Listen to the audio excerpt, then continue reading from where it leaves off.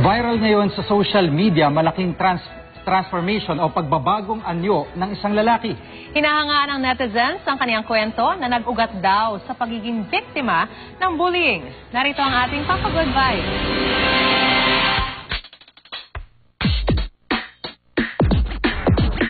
Ang kasabihan try until you succeed, pinatunayan ng bonggang-bongga ni Dave Villanueva. Viral siya sa social media. Paano ba naman matindi ang transformation ni Kuya? From these looks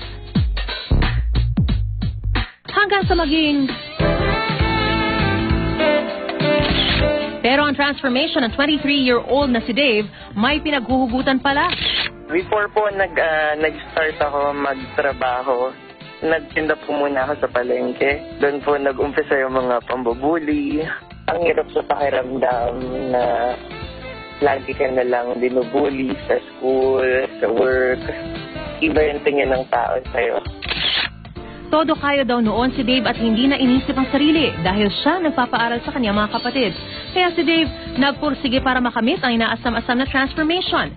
Sinimulan niya sa paggamit ng beauty soap. Nag-enroll sa gym para ma-achieve ang fit na pangangatawan. At naging disiplinado sa lifestyle para maging healthy. Naisip ko mag-enroll sa gym. I started doing my diet then.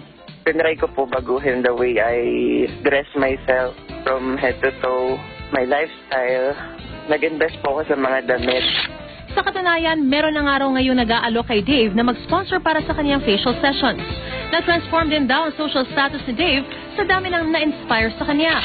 Natutuwa ako sa ngayon kasi marami kong na-inspire na tao. Kakalipat ko lang din po ng bagong trabaho pero marami na kaagad nakakilala sa akin.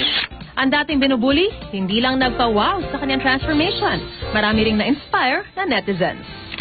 Sa mga nabully, kung gusto mo ng pagbabago, umpisahan nyo sa sarili nyo. Umpisahan mong mahalin yung sarili nyo. And everything else will follow.